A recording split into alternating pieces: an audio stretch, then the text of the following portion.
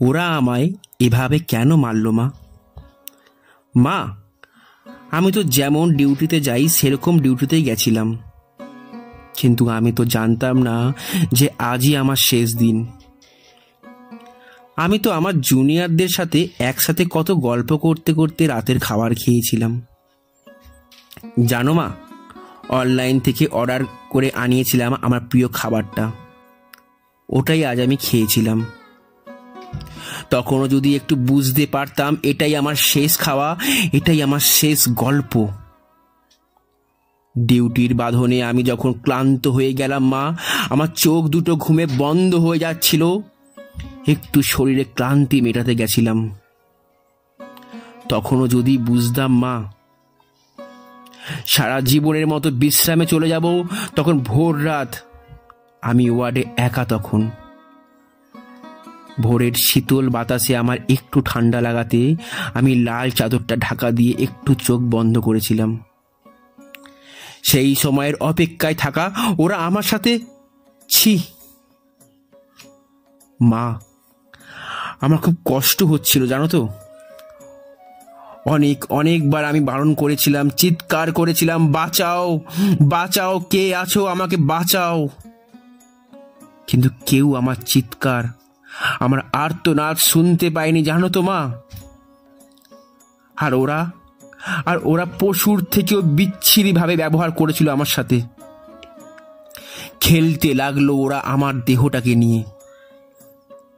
আমি ওদের হাতে পায়ে পড়লাম জানো তো। আমি এটাও বললাম যে আমাকে ছেড়ে দাও, দয়া করে ছেড়ে দাও। আমি কাউকে কিচ্ছু বলবো না, আমাকে যেতে দাও। কিন্তু ওরা আর আমায় তোমার কাছে একবার যাওয়ার সুযোগটা দিল না, তোমার কোলে শেষবারের মতো মাথা রাখতে দিতে, দিল না শেষবার তোমার হাসি ভরা মুখটা দেখার সুযোগ দিতে, দিল না বাবার স্বপ্নে তার রাজকন্যা বড় ডাক্তার হওয়ার কাহিনীকে সত্য করতে। আমার গলা টিপে ধরে, নিজেদের সর্বশক্তি দিয়ে আমার গলা চেপে ধরে, জানো মা, আমি অনেক চেষ্টা করেছিলাম বাঁচার, কিন্তু হয়তো আজ ভগবানও চায়নি যে আমি হয়তো বেঁচে থাকি। ওই পশুদের শক্তির কাছে আমি হেরে যাই, আমার গলার হাড় ভেঙে যায়। ওরা আমাকে ওভাবে ওখানে ফেলে রেখে চলে যায়, ওই বিভ্রস্ত ভাবে।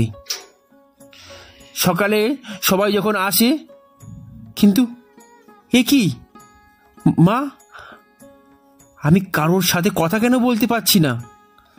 তোমাকেও দেখতে পাচ্ছি, তোমায় কত করে ডাকছি, তুমি শুনতে কেন পারছো না মা? কেন শুনতে পাচ্ছ না আমার ডাক? মা, ও মা, মা গো, এই তো দেখো না মা, ও মা, এই তো আমি। তুমি কাঁদছো কেন? কি হয়েছে তোমার? ও মা। দেখি মা সামনে একটা লাশের দিকে তাকিয়ে হাউমাউ করে কাঁদছে। লাশটার মুখ দেখতে পেয়ে আমি শিউরে উঠি।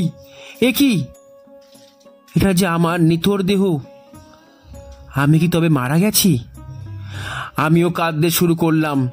সবাই আমার মৃতকে সোহাতো করছে। সারা দুনিয়া আমার মৃত্যুর ঘটনা আপাতত জেনে গেছে, সবাই বিদ্রোহ করছে। কিন্তু আমি আমার নিতর দেহের দিকে তাকিয়ে রইলাম। আমার শেষটা হয়তো আরো ভালো হতে পারতো, তাই না মা? দেখো না মা, ওরা আমার মুখের দেহের কি বিচ্ছিরি অবস্থা করেছে, দেখো না মা। আমার চিৎকার করতে ইচ্ছা করছে, কিন্তু আমার আওয়াজ এখনো কেউ শুনতে পারছে না। আমি এতগুলো লোকের সামনে চিৎকার করছি, কিন্তু কেউ আমার এই চিৎকার শুনতে পারছে না, কেউ না। পশ্চিমবঙ্গের উত্তর 24 পরগনা জেলায় সোদপুরে থাকতেন এই নারী চিকিৎসক। মা বাবার একমাত্র সন্তান। MBBS শেষে RG কর মেডিকেল কলেজে পোস্ট গ্র্যাজুয়েট করেছিলেন। ছিলেন দ্বিতীয় বর্ষের ছাত্রী। গত বৃহস্পতিবার 9 আগস্ট রাতে ট্রেনিং চিকিৎসক হিসাবে হাসপাতালের দায়িত্ব পালন করছিলেন তিনি। দিবাগত রাত 2টায় আরও 4জন চিকিৎসক বন্ধুর সঙ্গে তিনি রাতের ভোজ সেরেছিলেন। এরপর 4 তলার একটি কক্ষে বিশ্রাম নিতে যান। পরদিন সকালে তাকে মৃত অবস্থায় পাওয়া যায়। অর্ধনগ্ন মৃতদেহ সেই অবস্থায় পড়েছিল।